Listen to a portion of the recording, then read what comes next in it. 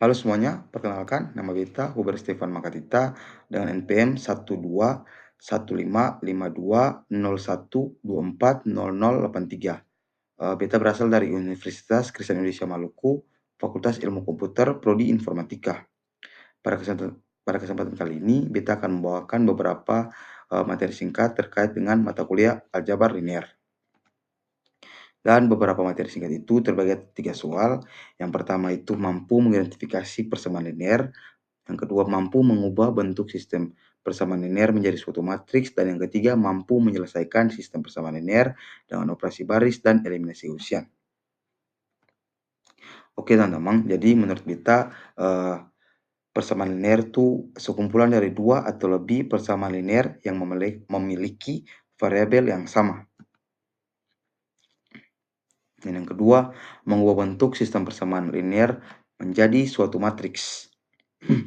Untuk mengubah sistem persamaan menjadi suatu persamaan matriks tunggal tuh yang pertama katong harus menyusun ulang persamaan tersebut agar sesuai dengan urutannya. Setelah itu katong akan menuliskan matriks koefisien, variabel, dan konstanta.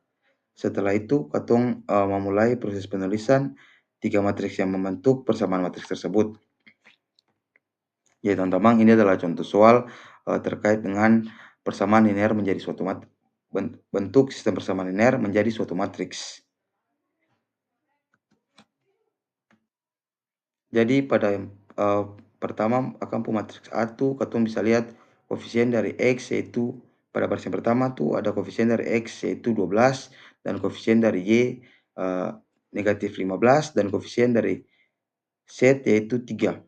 Dan pada baris yang kedua yaitu koefisien dari X sama dengan negatif 3 dan koefisien dari Y sama dengan 12 dan koefisien dari Z sama dengan 15. Dan pada baris yang ketiga yaitu koefisien dari X yaitu 24 dan teman-teman bisa lihat sendiri pada baris yang ketiga tidak ada koefisien Y. Berarti koefisien yang kita harus taruh itu sama dengan 0.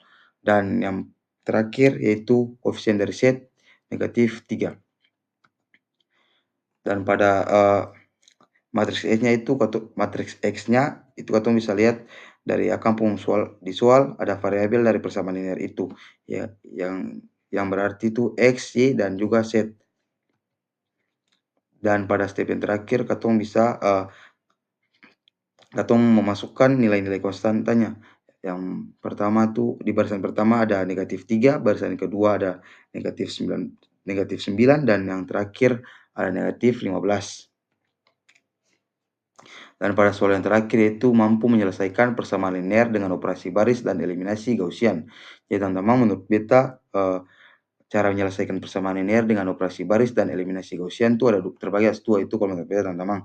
Yang pertama tuh menyamakan salah satu koefisien dari variabel X atau Y dari kedua persamaan dengan cara mengalihkan konstanta yang sesuai. Dan yang kedua tuh hilangkan variabel yang memiliki koefisien yang sama dengan cara menambah atau mengurangi kedua persamaan.